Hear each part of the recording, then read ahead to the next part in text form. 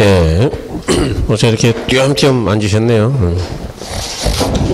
조금 모여 앉으시지. 안 보이실 텐데, 여기. 예. 아유, 훌륭한 분이세요. 그쪽은 또 등에 가려서 잘 안 보여요. 예. 판사하는 사람 등에 가려서. 예. 오늘 하실 때가 지금 투자율은 좀 저희가 했죠, 저번 주에. 오늘 하실 때가 281쪽, 281쪽입니다. 거의 4번에 보시면 위험과 수익 관계인데요. 거의 중요하죠. 일단, 별을 2개 해주시고요. 예. 저번에 이제 우리가 위험이 뭐냐, 위험의 개념, 그 다음에 위험의 종류 보셨고, 그 다음에 수익률은 어떤 거냐, 그 다음에 수익률의 종류, 뭐 그들의 관계 이런 걸 봤죠. 그래서 오늘은 이제 위험하고 수익 관계에 대한 이야기인데, 보기에 앞서서 저 위험에 대한 투자자의 태도죠. 뭐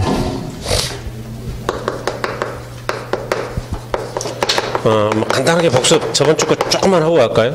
자, 위험이 뭐냐 그러면 이제 불확실성이라고 그랬죠. 불확실성. 불확실성이라는 거는 뭐냐? 우리가 투자할 때 얼마를 벌 거냐 생각하죠. 기대 수익.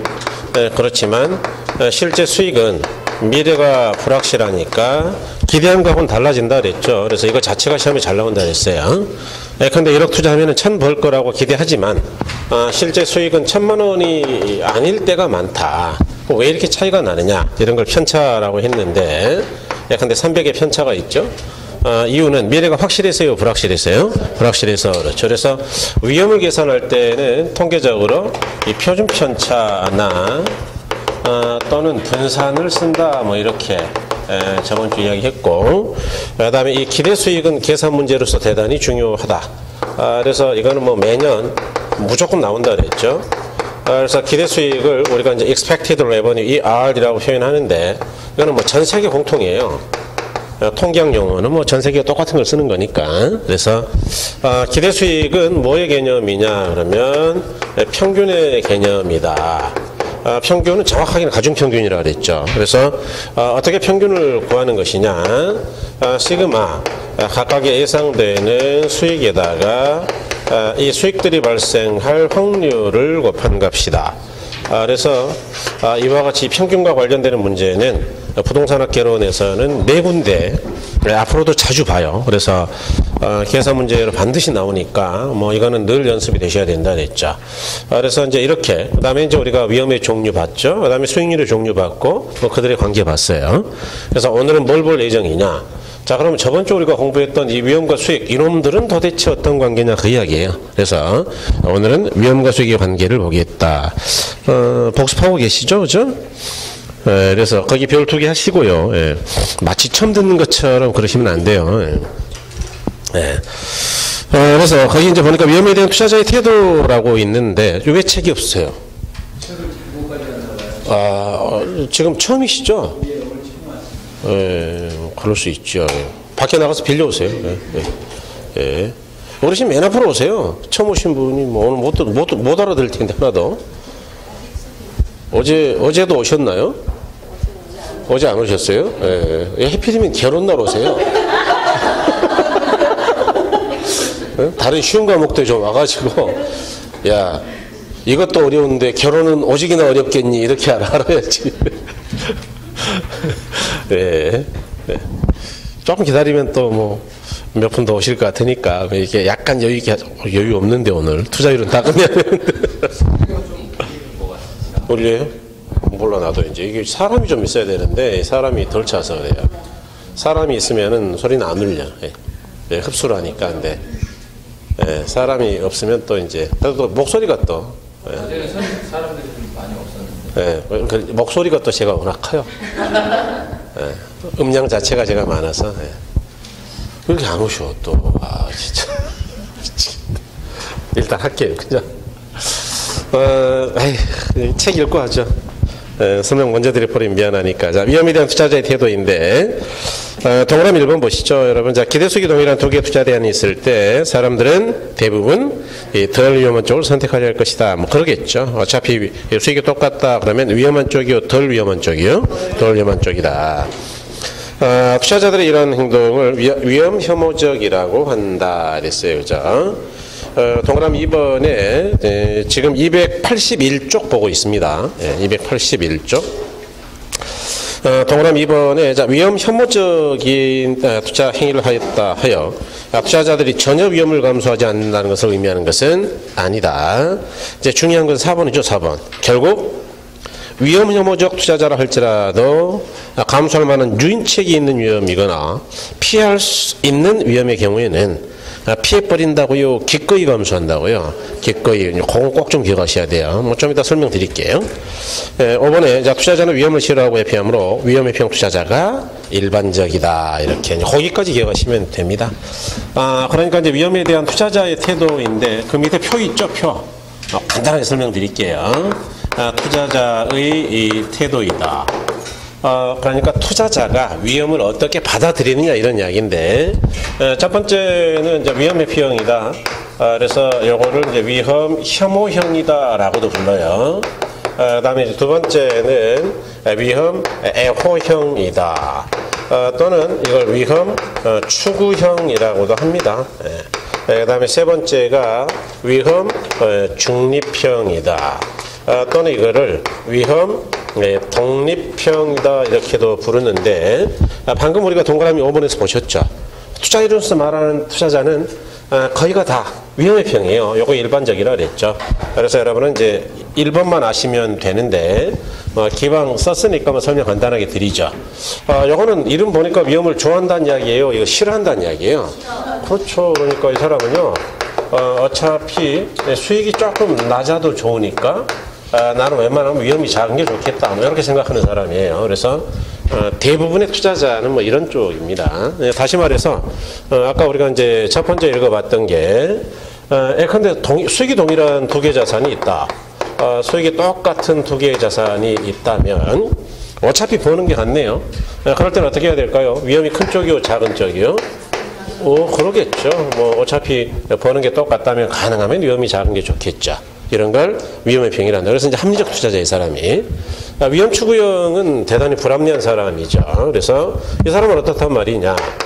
이 사람은 수익이 조금만 높다면, 그렇죠. 위험이 아무리 크다 하더라도 못 참는 성격이에요. 이제 화살표 크기를 잘 봐야 돼요. 그러니까, 근데 이런 이야기입니다. 이 사람은요, 이 사람은 수익이 어차피 똑같이 10%고, 위험이 10%, 15%가 있다. 그러면 수익이 똑같을 때는 위험이 큰 쪽을 선택한다고요, 작은 쪽이요? 그렇죠. 이렇게 가는 거예요. 그래서 아래쪽을 선택할 가능성이 높죠. 그런데 이제 이 사람은 어떠냐 하면 요거보다 수익이 조금 높은 걸 찾았어요. 예컨대 11%. 그러면 우리가 생각할 때는 위험도 한 11 정도면 좋을 거 아니겠어요? 그런데 이 사람은 위험이 20에 가깝다 하더라도 1 더 벌려고 노력한다, 그런 이야기죠. 그러니까 1% 더 벌기 위해서 부담하는 위험이 합리적인 거예요, 지나친 거예요? 그렇죠. 그러니까 이 사람은 굉장히 불합리한 사람이죠. 그래서 뭐 예컨대 우리가 이제 흔히 뭐 좋은 예가 될지는 모르겠지만 별것도 아닌 일 가지고 막 성질 내는 경우가 있어요. 그죠? 운전하다가 오늘도 까딱하면 저도 그럴 뻔했는데 이제 참았습니다만은, 운전하다가 휙 들어오더라고. 깜빡이 안 켜고. 그러면은 성질이 안 날 거예요, 날까요? 그러니까 옛날 같으면은 슉 켜고 가는데 요즘은 참자 그러고 내비뒀어요. 그냥 빵빵 안 거리고. 그랬더니 자식이 여기까지 같이 오더라고. 바로 주차장 앞에서 째리더라고요. 그래서 누군지 참 궁금하긴 했는데 어쨌든 의미가 없다. 그래서 뭐 할 거냐, 나만 기분 나빠지고. 그래서 성질을 팍 냈다고요. 그냥 1% 더 벌기 위해서 뭐하러 성질을 내겠냐, 그냥 참자 말았다. 그러니까 사실은 이런 건 굉장히 불합리하죠. 위험 중립형은 뭐냐 하면요, 이 중립이 다른 말로 독립이에요, 독립. 그러니까 위험 자체를 고려하지 않는다는 이야기인데, 이 사람은 수익만 보고 투자하는 겁니다.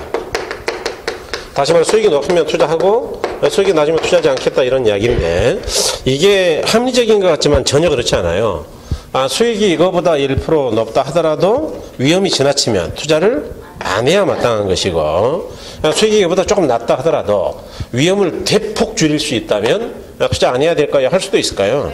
그렇죠. 그러니까 이 사람은 위험 자체를 전혀 고려하지 않으니까, 위험에 대한 정보가 없으니까 옳은 판단을 할 가능성은 전혀 없다. 아는 게 거의 없는 거죠, 이 사람은. 예.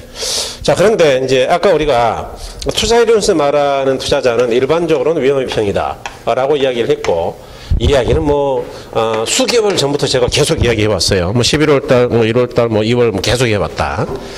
그런데 여기서 이제 우리가 조심해야 될 게, 그러면 위험회피형 투자자니까 위험이 무서워서 벌벌 떠는 것이냐? 그건 아니에요. 그러니까 그렇게 소극적으로 보면 안 돼요. 아까 우리가 거기 4번, 5번에서 보신 것처럼 4번 굉장히 중요한 이야기인데, 위험회피형 투자자는 수익이 똑같다면 위험이 작은 걸 선택하는 건 맞아요. 그런데 만일 내가 투자를 해야 되겠는데 피할 수 없는 위험이 있다. 그런데 이 위험이 크기도 하다. 굉장히 크다. 그러면 이 사람이 위험을 싫어하니까 위험이 크면은 무조건 도망가는 것이냐? 그게 아니에요. 어차피 이제 투자할 때 감당해야 될 위험인데 그 위험이 크다면 얘는 뭐라고 이야기하느냐? 내가 이 정도 위험을 부담하면 나한테 뭘 줄 거냐? 그렇죠. 충분한 대가 수익이 있는 거냐? 라고 물어본 다음에 충분한 대가가 있다. 그러면 투자를 안 한다고요? 할 수 있다고요? 할 수 있다고 이야기죠. 그러니까 위험회피형 투자자는 어떤 이야기냐? 이런 이야기예요. 정확하게 말하면 이런 이야기인데, 제가 이제 11, 12월 달에는 굉장히 쉽게 설명을 했죠. 그러니까 처음 공부하는 분들은 계속 처음 그래서 기존에 공부하는 분들한테 굉장히 미안하기도 한데, 이야기 잘 들으셔야 돼요. 11, 12월 달 강의를 반드시 들으셔야 돼요. 그래야 알아들을 거예요, 아마. 그럴 때는, 참 쉽게 설명했습니다. 예컨대, 아프가니스탄에 총알이 날아다니는데 그렇게 위험한 데를 갈 거냐? 이렇게 사장이 물어보길래 안 간다 그랬다. 그런데 야, 가면 20억 줄게. 그러면 안 간다고요? 갈 수도 있다고요? 충분한 수익이 있으면 간다 그 이야기예요. 게다가 너 죽어서 오면 유족한테 30억 위로금으로 줄게. 그러면 죽어서 온다고요. 한국 남자들은 한국 남자들은 그런 정도의 결단이 있는 사람들이에요. 가족을 위해서. 근데 왜 이렇게 허전하지? 어쨌든 이해하신 거죠? 그러니까 이거는 뭐냐면 부담하는 위험이 작을 때는요, 동그라미 작잖아요. 이 사람은 염치가 있어요. 많이 달라 이야기하지 않습니다. 한 것도 없는데 그런데 부담하는 위험이 커요. 그럴 때는 작은 수익에 만족한다고요? 큰 수익에 만족한다고요? 그렇죠. 그러니까 위험이 커지면 커질수록 요구하는 수익이 작아지는 거예요? 커지는 거예요? 이걸 위험과 수익의 비례관계라고 해요. 그래서 이제 그쪽으로 이야기를 좀 끌고 가자고요. 자, 넘어가세요. 바로 이번에 위험과 수익의 상쇄 관계인데, 이제 위험과 수익의 상쇄 관계는요, 가장 조심할 게 뭐라 그랬느냐? 요거의 상쇄 관계죠. 그렇죠.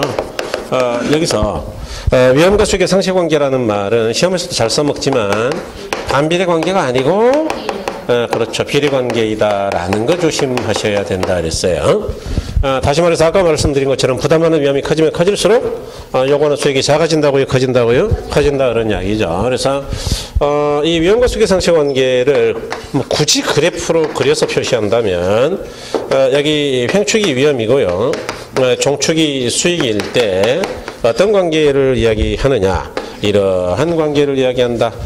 직선이 우상향한다는 이야기는 뭐냐 하면 비례한다는 이야기예요. 당연한 이야기지만 여기가 원점이죠. 원점. 자, 횡축은 오른쪽으로 갈수록 위험이 작아진다는 이야기예요? 커진다는 이야기예요? 커진다 하면 10%, 20% 커져요. 그러면 그래프의 의미가 뭐냐?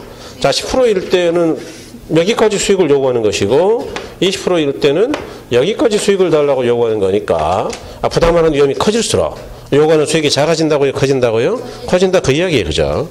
그럴 때 여기 위험이 제로일 때는 여기까지죠. 그래프의 의미가.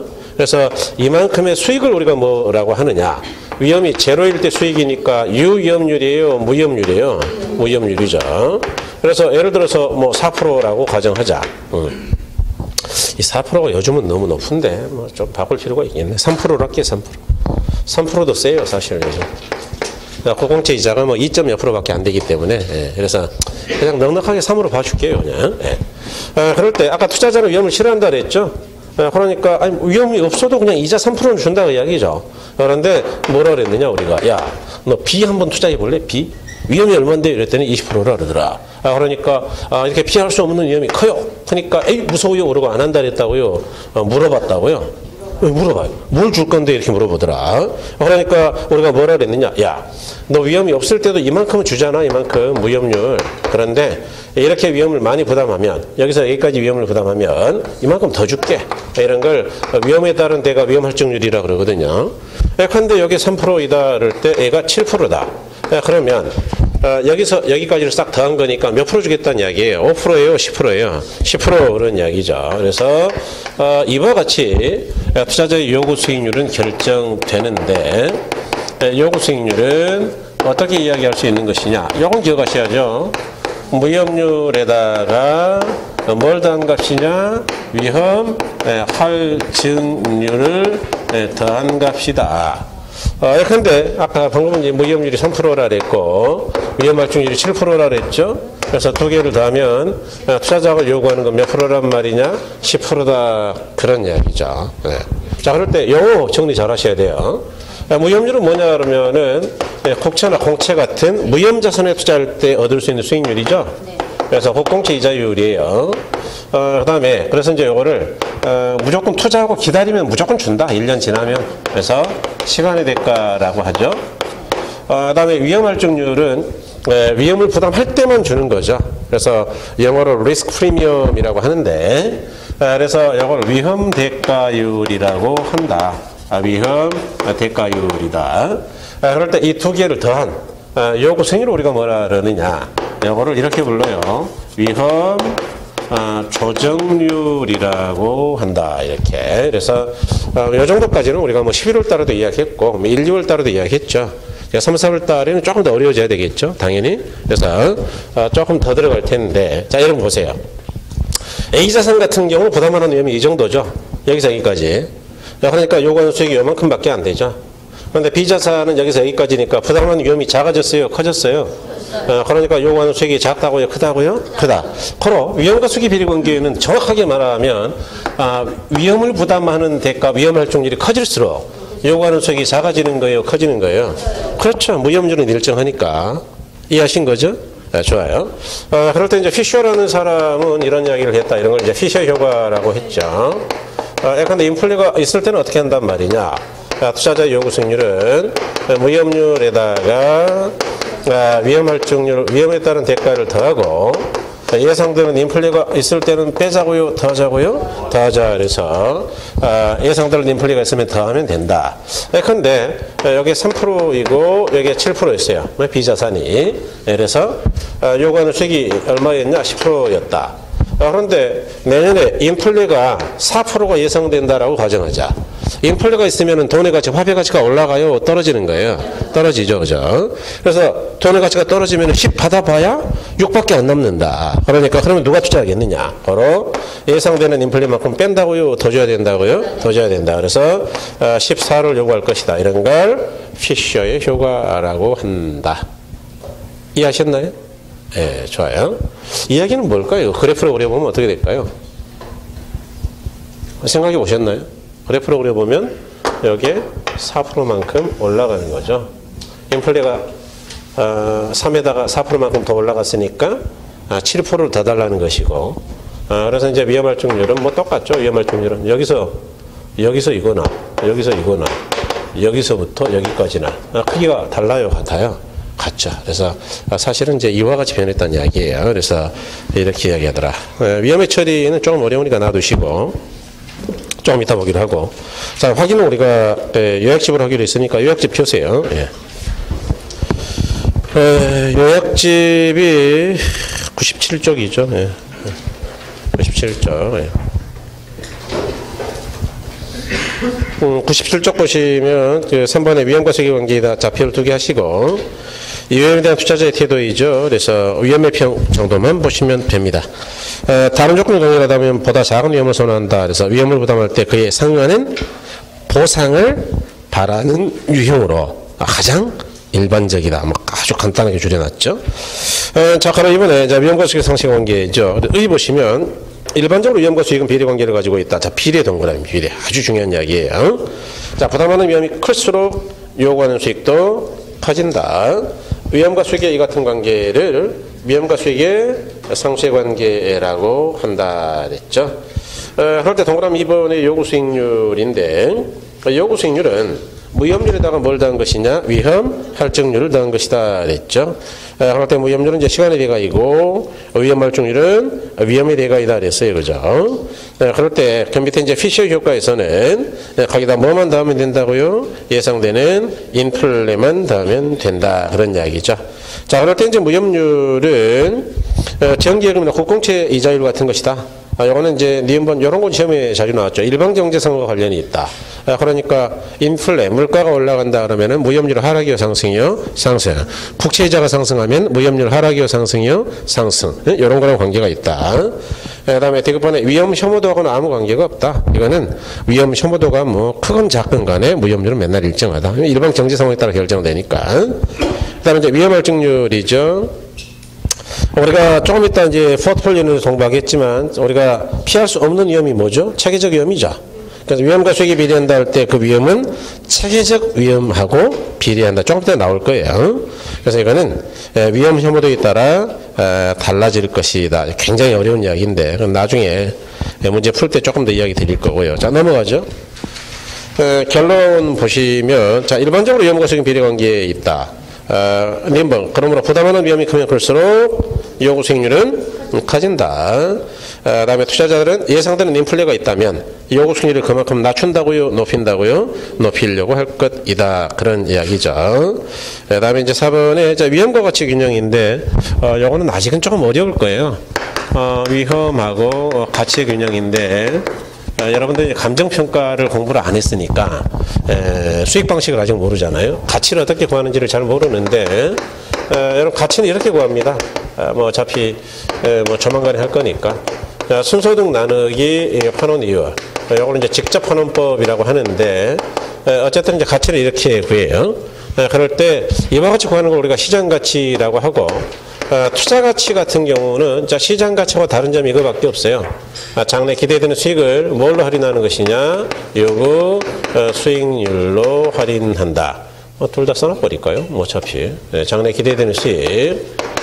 그 다음에 이제 시장 가치는 뭐 방금 이야기 드린 대로 감정평가 수익 방식에서 나중에 공부하실 그대로 순소득을 뭘로 할인하면 되느냐? 환원 이율로 할인하면 돼요. 자, 그러니까 여기 분모 위험이 커서 자, 부담하는 위험이 크면 요구 수익률이 작아지겠어요? 커지겠어요? 커지겠죠. 그 분모가 커지면 투자 가치는 커질까요? 작아질까요? 작아지겠죠. 그래서 11, 12월 달에는 제가 이걸 예를 가지고 설명했어요. 공식 가지고 안 하고. 그러니까 들어보셔야 된다 했죠.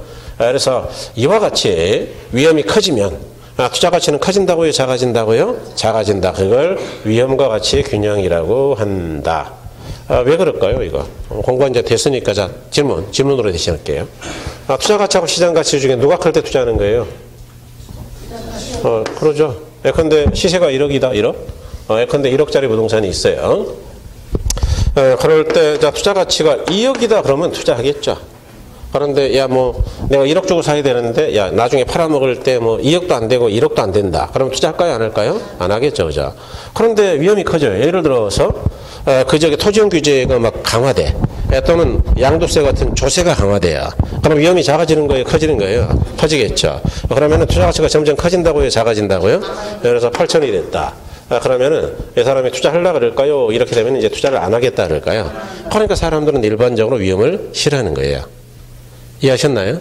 이와 같이 위험이 커지면 투자 가치와 시장 가치가 언젠가는 2억에서 8천, 1억 8천 이렇게 되니까 같아질 때도 있는데 같아지는 걸 균형이라 그러니까 그래서 이렇게 이야기한다. 뭔 말인지 아셨나요? 자, 한번 보죠. 읽어보죠. 표정들이 너무 뜬금없다는 표정이네, 그죠? 여러분들은 표정을 안 보여주니까 내가 알 수가 없어. 아직은 우리가 인원이 좀 작아서 한 200명 되면 표정을 안 보여주는 사람이 한 150명이고 보여주는 사람이 한 50명이 있죠. 50명이 끌고 가는 거예요, 분위기를. 막 시끄럽죠. 되게 시끄러워요. 이제 그러면 이제 이 강의가 조금 힘을 더 받는데, 우리가 이제 올해 처음 하는 학원이니까 이 정도면 많은 거지, 뭐. 처음 하는 거치고. 내년에는 이제 한 300명 될 거예요.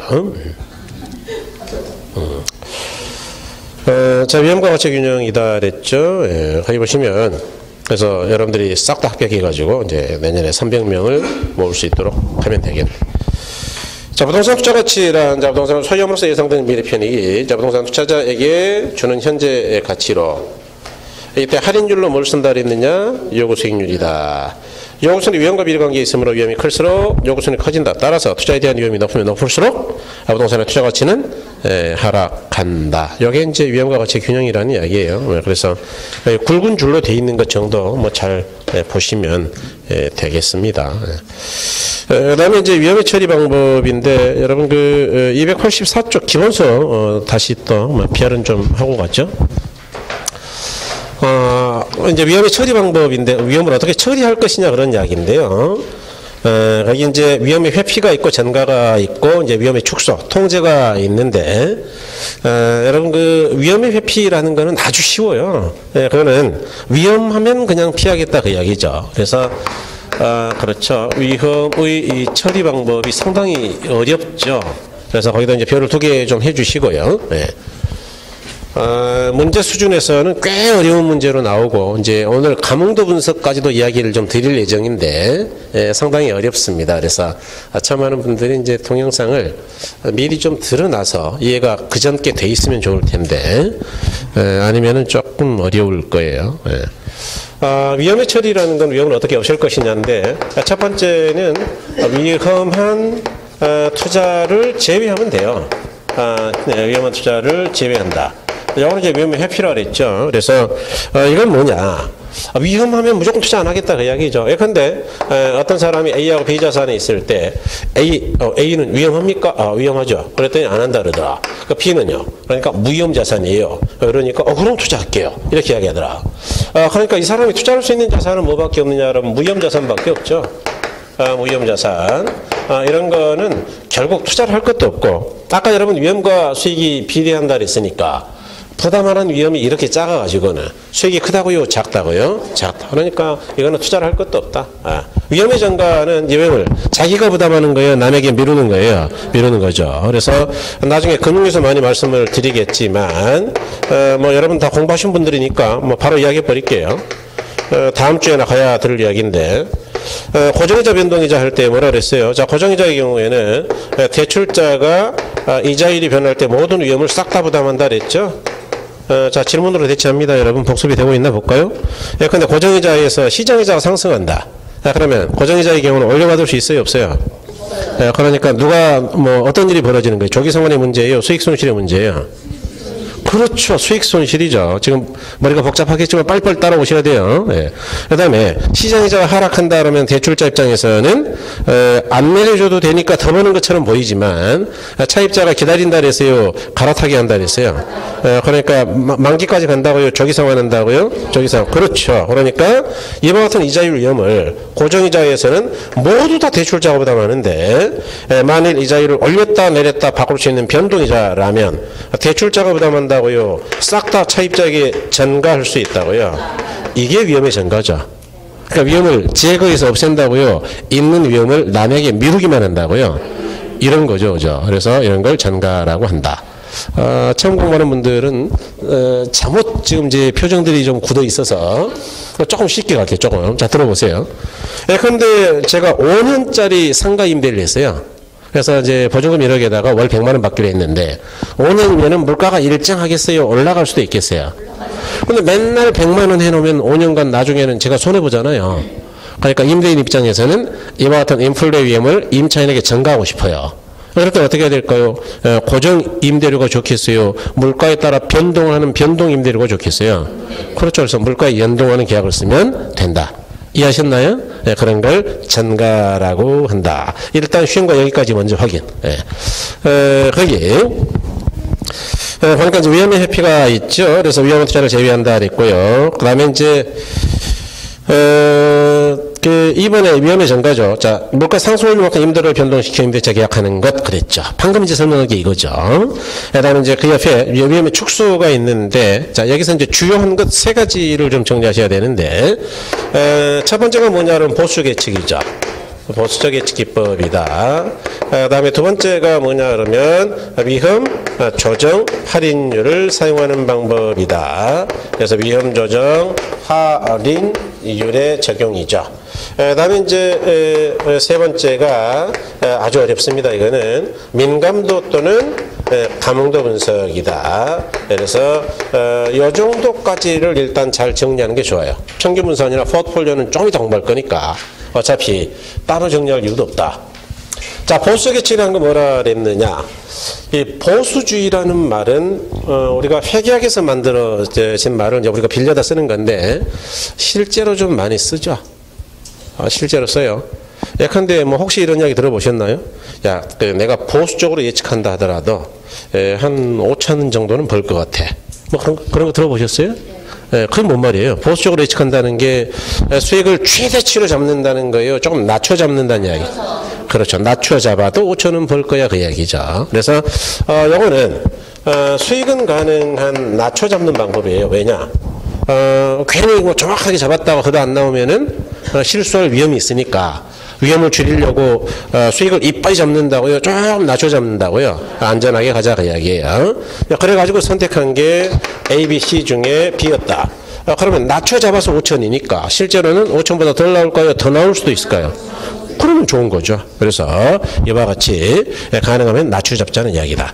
반대로 이제 우리가 싫어하는 게 위험인데 위험을 거꾸로 과장하는 거예요. 그러니까 조금만 위험해도 아이고 무서워 이렇게 겁을 내는 거죠. 그럼 위험한 대안을 선택할 수 있을까요? 피할 수가 있을까요? 그렇죠. 그래서 위험을 피하는 방법이죠. 그런데 이건 기억하시라 그랬어요. 이거는 위험을 피할 수는 있는데 문제는 그렇죠. 부의극대화는 어려운 방법이다 그랬죠. 그래서 부의극대화를 하려면 어떻게 하면 되느냐? 위험과 수익을 정확하게 예측해가지고 최대한 위험을 많이 부담하면 돼요. 위험을 피해야 된다고요? 최대한 부담한다고요? 그냥 위험과 수익이 비례하니까 가장 많이 버는 거예요. 그래서 이렇게 가셔야 된다. 위험 조정 할인율은 방금 지워졌네요. 요구 수익률을 사용하는 방법이죠. 요구 수익률. 요게 위험 조정 할인율이니까 아까 요구 수익률 뭐라 그랬어요? 우리가 부담하는 위험이 크면 클수록 요구 수익률은 낮아진다고요? 높아진다고요? 그러니까 다시 말해서 요구 수익률 하향 조정이에요? 상향 조정이에요? 그렇죠. 요것만 기억하면 뭐 기출 문제는 거의 다 풀리죠. 부담하는 위험이 커지면 요구 수익률을 낮춘다고 높인다 그런 이야기죠. 그래서 이런 걸 위험의 처리 방법이다라고 한다. 자, 민감도 또는 감흥도 분석인데 요거는 이제 우리가 저저번 주에 했던 이야기를 조금 끄집어내야 되겠는데 입지이론에서 회귀 분석이라는 거 했던 기억나세요?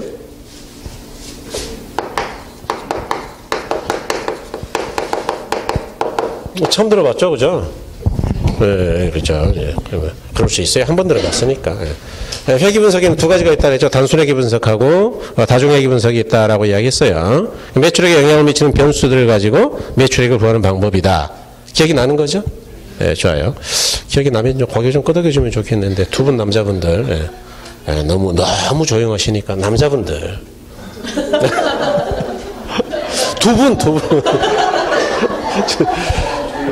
설마 지금 처음 온 분 이야기 하겠어요? 뒤에 계신 과묵한 분들 말이에요. 미안합니다. 졸리시는 거 괜히 껴온 것 같아요. 힘드시죠? 뭐 왔다 갔다 하려면.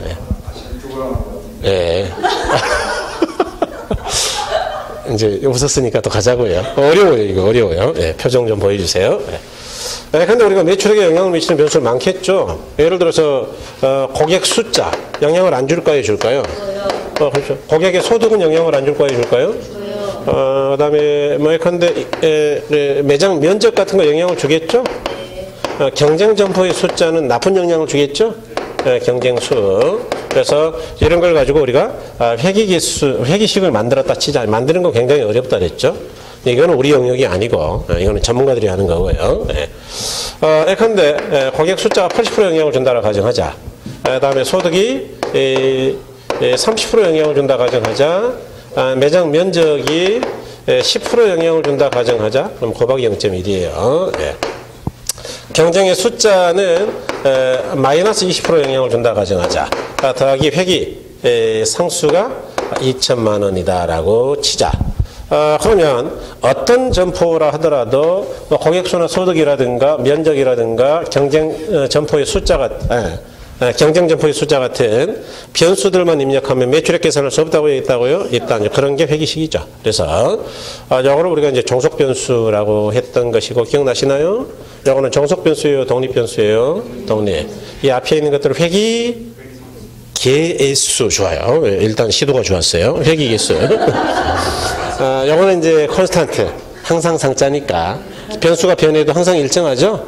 그러니까 이거는 회기 상수 좋습니다. 뭐 그러면서 우리가 이제 잠깐 창피하면 절대 안 잊어먹거든요. 잘한 분이에요, 저분이 지금 실수한 거지 뭐. 예를 들어서 자 고객의 숫자가 10% 바뀌었다 그러면 곱하기 0.8이니까 매출액은 8% 바뀌겠죠. 인정하시나요? 좋아요. 면적이 10% 바뀌었다 그러면 똑같은 10%인데 이거는 곱하기 0.1이니까 1% 바뀌겠죠. 그러니까 이 중에 가장 매출액에 민감한 영향을 주는 변수가 누구예요? 이걸 찾아내는 걸 민감도 분석이라 그래요. 그럼 왜 이걸 찾아야 되느냐? 아까 위험이 뭐라 그랬죠? 기대수익과 실현수익이 달라질 가능성이죠. 그럼 위험을 없애려면 어떻게 하면 되는 거예요? 기대수익과 실현수익이 똑같으면 돼요, 맨날. 예상을 너무너무 잘해가지고 딱 예상한 대로만 맨날 나오면 돼. 그럼 위험이 있다고요? 없다고요? 없다. 그렇게 예상을 잘하려면 덜 민감한 변수를 정확하게 예상해야 되는 거예요. 민감한 변수를 정확하게 예상해야 되는 거예요. 그렇죠. 어려운데 너무 지금 이해를 잘하셨어요. 그러니까 이런 걸 집중관리 변수라 그래. 집중관리. 그러니까 집중관리 변수를 잘 예측한다면, 집중관리한다면 위험을 처리할 수 없다고요? 있다고요? 있다라는 걸 민감도 분석이라 한다. 또는 감응도. 그래서 영어로 sensitivity analysis라고 그러는데 이렇게 이야기한다. 아주 고급스러운 이야기죠. 네. 그다음에 이제 여러분 시험에서는 기본수는 없어요. 왜냐하면 여러분 시험에서는 딱 한 번밖에 안 나왔거든요. 시뮬레이션 분석이라고 있는데 시뮬레이션 분석은 뭐냐면 다른 말로 모의실험 분석이라 그래요. 모의실험.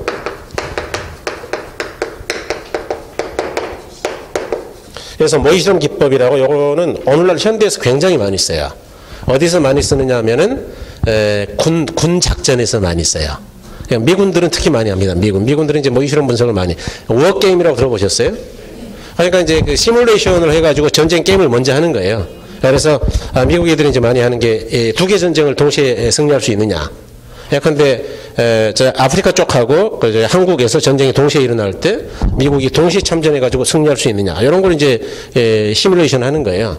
그런 걸 모의실험 분석이라 그러는데 이거 가장 큰 차이가 뭐냐? 이거는 하나의 변수만 변화해요. 나머지는 일정하다고 보고 얘 혼자 10% 바뀐 거예요 지금. 이해하셨나요? 그 다음에 나머지 다 일정하다 치고 얘 혼자 10% 바뀌면 어떻게 되냐. 그러니까 이거는 여러 변수가 동시에 바뀌었다고요? 하나만 바꿨다고. 그런데 현실에서는 이렇게 하나만 다르겠어요? 여러 변수가 동시에 움직이겠어요? 그렇게 현실에 가깝게 모의 실험을 하는 걸 시뮬레이션이라 그래요. 그러니까 이거는 여러 변수가 바뀌는 것이다. 여러 변수. 차이가, 핵심적인 차이가 변수가 하나냐? 여러 개냐. 그래서 남자분들은 좀 관심이 있을 수 있는데 작게 5029라고 들어보셨나요? 있어. 이제 우리나라가 전쟁 발발할 때 이제 우리가 북을 어떻게 대처할 거냐. 그래서 미국하고 우리가 동시에 만들었던 그 작전 계획이 있어요. 그런데 작게에서는 어떻게 할까요, 여러분? 이렇게 할까요? 그러니까 시뮬레이션을 가만히 있어봐. 북한이 장사정포를 한 발을 때렸을 때 어떻게 대응한다. 나머지는 조용하고 이렇게 하는 거예요. 북한이 포도 때리고 해군도 들어오고 낙하산도 내려오고 막 난리를 치고 막 이렇게 여러 가지로 돌아올 때를 가정할까요? 여러 가지. 그러니까 이럴 때 상황이 각각 다르겠죠.